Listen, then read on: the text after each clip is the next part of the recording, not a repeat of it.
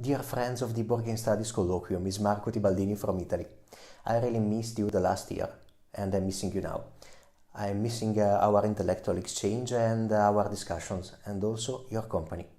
I really hope to meet you again in person as soon as possible, and looking forward to that day. I hope that this lecture of mine could be of some interest. Thank you very much for listening to it. At first, I would like to thank the organizer for accepting my submission for this lecture about board games and cognition, in which I would like to present some of my new researches about the use of board games in history teaching. I grew the idea to give this presentation thanks to three different experiences. The first one is the lecture I gave at the Board Game Studies 2016 in Nuremberg. The second one is an idea that I received during the presentation of Tiago in 2018 at the Board Game Studies of Athens, and the last one is a lesson of Robert Houghton that I have the pleasure to attend at the very beginning of 2020 at the University of Winchester. My researches are grounded on the studies made by Ivo Mattozzi in the field of disciplinary epistemology, which is in the middle between history, archaeology, and psychology and pedagogy. And fortunately, I'm doing my PhD into a very stimulating department, which is the Faculty of Education of the University of Bolzano. And here is a picture of our special room in which the students can design new educational activities. And here you can see some of the results. Going straight to the point, this is a scheme of the traditional method of history teaching in which the learner wasn't in direct touch with the historical sources. Recently we shift to another method which is far more complex but also more complete. As you can see, any one of the terms is put in a mutual relation with the others too. And the effectiveness of history teaching is given by the quality of the relation that anyone can develop with the others. Learning history didn't evolve just in terms of methodology but also in terms of contents. So we don't teach no more just the history of the political systems but the history of the whole society. We don't insist no more on the political and military events but we teach the history of trades, intercultural exchanges and migration. So we try to connect different periods and different civilizations. So we don't study no more history looking at a single region, but we try to consider the global scale, and we don't study no more the single event, but the historical processes in which it is included. So, summarizing, we try to use different disciplinary and interdisciplinary approaches. We try to involve the children with experiential, cooperative and operational activities. We don't teach no more, just sitting at the chair. And we try to connect present and past, and we use a hierarchy of concept which is based on the grounding concept, which are the widest one, like society in general and environment. And then we try to pass to the more precise concept, like, in example, city, region, or also middle class, upper class.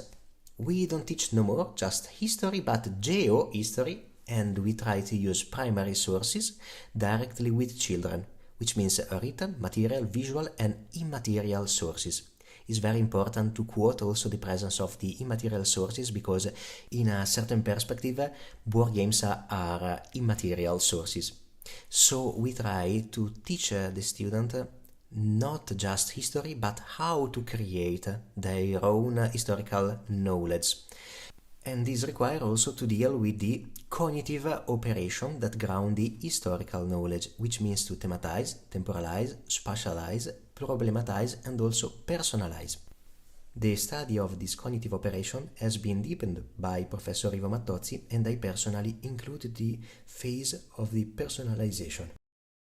To thematize means to select the information according to their relevance toward that topic, and this requires the use of peculiar skills which are very difficult to improve for a young school kid.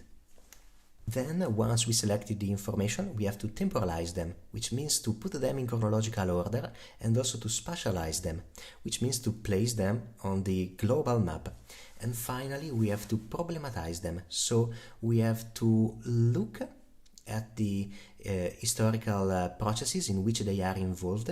We have to understand the meaning of these processes and see in which moments all these processes converge one with another. Then we have to help the student to personalize the information that they received reading a text, because they have their own set of information which are already connected, and they have to find a way to include the new information into a pre-existent scheme. This process is very unconscious, and any one of us has their own personal cognitive scheme, so we have to take care of the fact that every children could have the possibility to include this new information into a pre-existent network. Well, when we learn a new information, is generally considered by our brain as an abstract information, especially when we are speaking about history, since all the historical knowledge is a sort of an abstract knowledge, because no one of us have ever seen an ancient Egyptian or an ancient Roman, so we have to imagine everything. So all the historical information are generally very abstract, and we try to connect them with the information of the same kind, and this can result into a knowledge which is very unstable, very easily to forget. But if we manage to connect the new information to other kind of information which are less abstract and more empirical, more practical, so we will have an information, a better quality of information, yes, more difficult to forget and more useful for the subject. The better solution is when we can connect the new information to an experience which is very difficult to forget and which can help the subject to structure a knowledge which is very useful, very personal, and also very effective.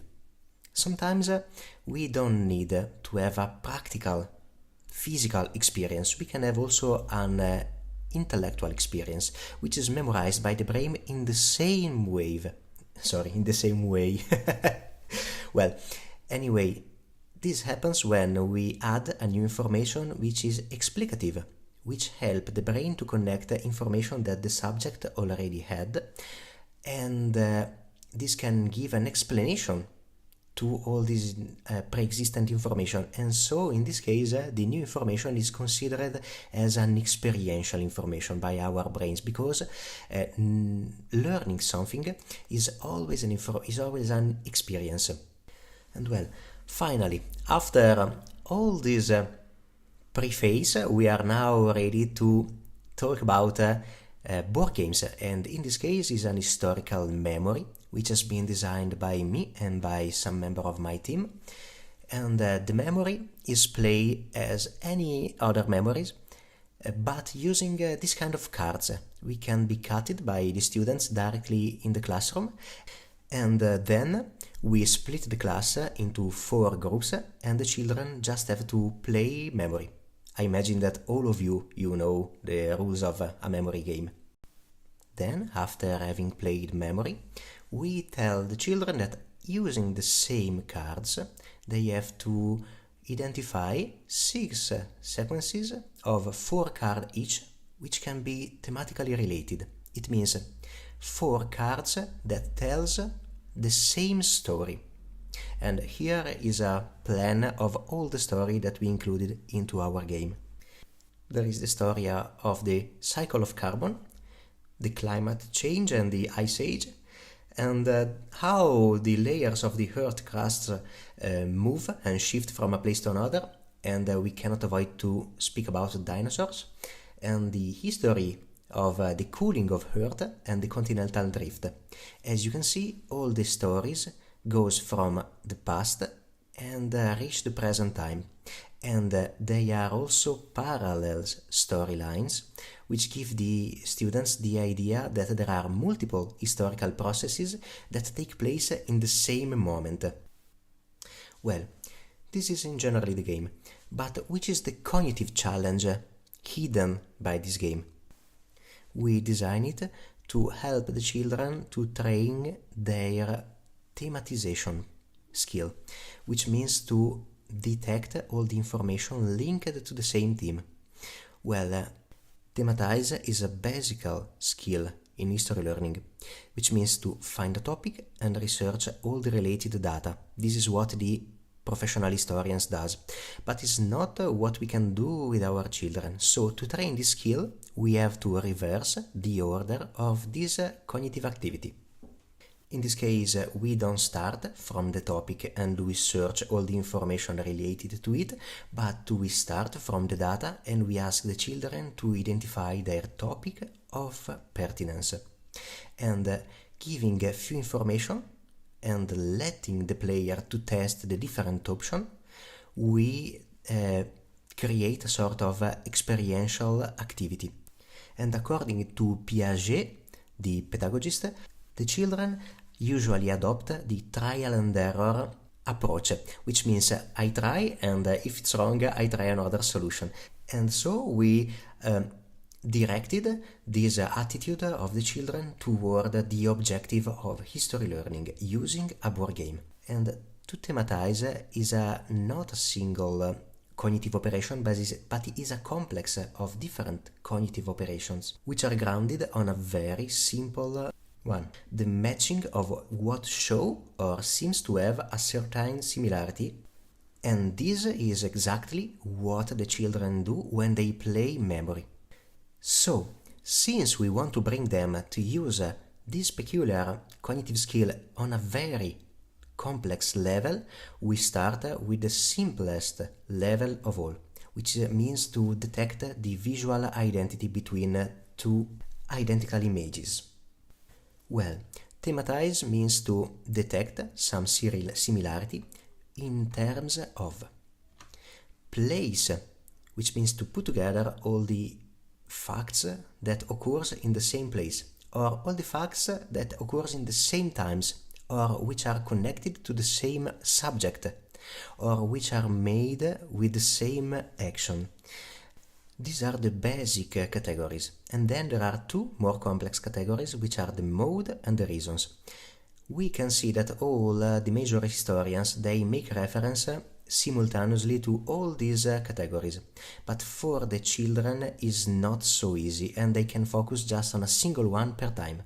Anyway, looking at the professional historians or archaeologists, we can see that anyway in their researches there is always at least one of these categories which is the most relevant one. Here is just a very simple list of titles which can help you to focus on this categorization. A piece of trivia: when I have to give an example of what should be the correct perspective of the activity of an historian, which take care of all the aspects of a theme, I generally use this title: Mode and Reasons of Spreading of Chess in the European Courts of the Middle Age. It's not a book, it's not an article, it's just an example that I took from my experience in the field of board game studies. But as you can see, thinking at a topic in this way, there is nothing missing. There are all the information needed to shape the theme from different perspectives in the correct way. Well, back to the gaming experience. In this lesson, the children have always to use the same skill, but at different level of complexity. When they play memory, they have to focus on the visual matching, which is a declared similarity. Then we shift to the symbolic interpretation. When we ask the children to match all together the cards with the same, which are part of the same story, they have to give a symbolic interpretation of the card and the description of the card. The border of the card symbolize a semantic border and declare that the picture and the text are part of the same information. They are not the same information, they are complementary. And finally, the most complex level is to put together 4 cards of the same story, which is a semantic association, matching the cards which are related to the same thematic area, and in this way we pass into a single lesson from the comfort zone to a challenging situation. So the children start to apply the same skill at a level that they master completely, and they pass finally to a level which is very complex. Well, this is just another representation of the process, shifting from visual identity to the thematic association.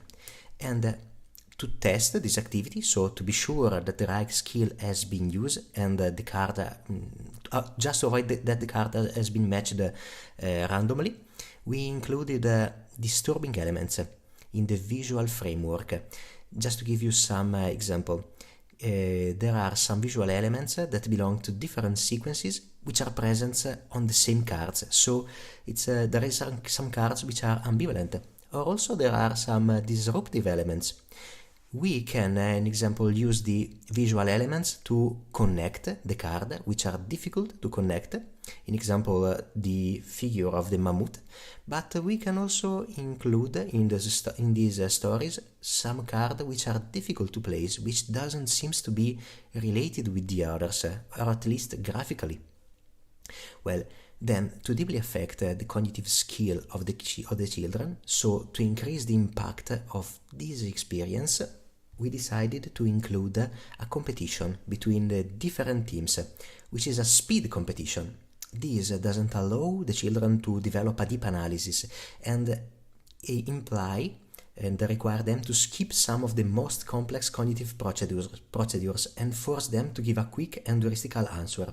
It means that in this way, they answer using their most basic cognitive schemes, and this is the level on which we want to impact on them. Well, you remarked that in the previous images there were the teachers playing, not the children. And why we make the teachers play? Because the average time of the resolution for an adult is between 20 and 60 minutes. And for a group of adults is between 11 and 50 minutes. Well, these are the time of resolution taken in a classroom of 8 years old children, and as you can see, one of the results is 21 minutes, which is an astonishing result, which is not so different from the result achieved by the adults, and this is possible just if the children play at memory before, because it helps them to focus on the correct cognitive procedure, but also helps them to reset their cognitive situation and also the emotional situation. Finally, we ask them to give a title to any sequences, and this moment of the briefing is a moment in which the activities slow down and they pass from an heuristic to a reasoned answer. They have to reason on them, and in this way is a sort of metacognitive moment in which they realize the procedure that they applied to the selection of the cards. And giving the titles, we can remark that many of the titles, well, all of the titles are related to the categories that I mentioned before. Well, in this perspective, the gamification that we bring into classroom is very different from the standard gamification process. And quoting David Parlett in the previous board game studies colloquium, in this way we doesn't teach to the children what to think, but we teach them how to think. Well, I'm very thankful for your attention, and I hope honestly to see and to meet you as soon as possible.